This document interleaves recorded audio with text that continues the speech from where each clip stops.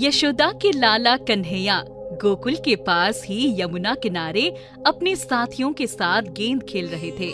वे जानते थे कि कालिया नामक एक विशाल नाग ने जमुना में अपना डेरा डाल दिया था। उसके भयंकर जहर से वहाँ का पानी जहरीला हो गया था। उस पानी से वहाँ के लोगों और पशु पक्षियों के प्राण संकट में थे। कालिया नाग का जहर एक बहुत बड़ी समस्या बन गया था।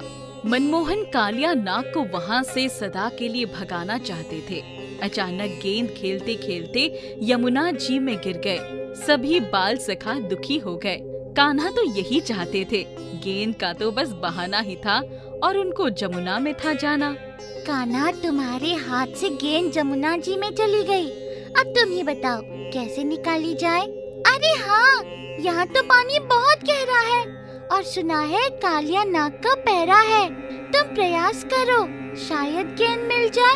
तुम तो तैरना भी जानते हो। नहीं नहीं, कालिया नाग आ गया तो मुझे डस लेगा। मैं जान जोखिम में डालने वाला नहीं। तुमने गेंद डाली है, तुम ही निकालो। मैं भी आज जमुना में नहाना चाहता हूँ, गहराई में जाना चाहता हूँ। देखो, मैं जा रहा हूँ। तुम लोग चिंता मत करना, मैं अच्छी तरह से नहा कर आऊंगा। कुछ देर से आऊंगा। अरे कृष्णा, जमुना में मत जाओ, जल बड़ा गहरा है। यशोदा मैया को अगर किसी ने बताया तो हमारे ऊपर बड़ा संकट आ जाएगा। कन्हैया तो जल में ही जाना चाहते थे। उन्होंने आओ देखा न ताओ दौड़े और जमुना जी में कूद पड़े। उनके सखा ये देखकर चौंक गए। उन्हें ये आशा नहीं थी कि कृष्ण सचमुच ऐसा कदम उठा लेंगे। वो परेशान होकर चिल्लाने लगे, कान्हा, अब बाहर निकल आओ, जान का खतरा है। कालिया नाग बड़ा जहरीला है। कान्हा, हमें गेंद नहीं चाहिए, हम तुम पर कोई आंच नहीं आने देना चाहते। जल्दी से बाहर आ जाओ। बाल सखा चिल्लाते रहे, लेकिन कान्हा गहराई में जाते रहे। वो तो किसी और उद्देश्य से कूदे थे। बच्चे कृष्ण को बाहर बुला रहे थे और आशा कर रहे थे कि अभी निकल आएंगे, लेकिन वो तो काफी गहराई में चले गए थे।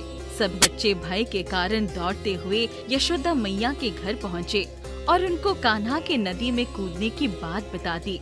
उनकी ये बात सुनते ही यशोदा मैया बुरी तरह डर गई और फूट फूट कर रोने लगी। ये बात धीरे धीरे पूरे गोकुल में बहुत तेजी से फैल गई। यशोदा कुछ लोगों और बच्चों के साथ यमुना के तट पर पहुंच गई। कृष्ण अभी भी पानी के ऊपर नहीं आए थे। लल्ला, कहाँ हो? जल्दी से बाहर आ जाओ, मेरा दिल बैठा जा रहा है। लल्ला, बाहर निकलो, जल्दी से बाहर आओ मेरे लाल। नदी के अंदर कृष्ण को देखकर कालिया नाग की पत्नियां आश्चर्यचकित हो गई।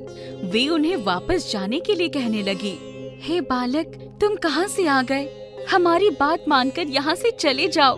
तुम बहुत छोटे हो, यदि हमारे पति जग गए तो तुम्हें जीवित नहीं छोड़ेंगे। हमें तुम पर दया आ रही है, कृपया करके यहाँ से चले जाओ। मैं इस तरह से जाने वालों में से नहीं हूँ। मैं कालिया नाग से नहीं डरता हूँ। इसे जगाओ। हे बालक, धीरे बोलो, हम तुम्हारे प्राण बचाना चाहते हैं और तुम हमारे पति को जगाने की बात कर रहे हो। मैं तुम्हें फिर से कह रही हूँ, यहाँ से चले जाओ। कृष्ण ने अडीक होकर रानियों से कालिया नाग को उठाने का इशारा किया। अचानक पानी में तेज हलचल हुई और कालिया नाग जग गया। उसने बड़े गुस्से से कृष्ण को देखा। ये मूर्ख बालक, तू अपने प्राण देने के लिए यहाँ क्यों आ गया? जा, जल्दी भाग जा यहाँ से।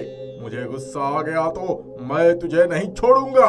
हे कालिया, मैं कृष्ण हूँ, यहाँ से ऐसे नहीं जाऊंगा।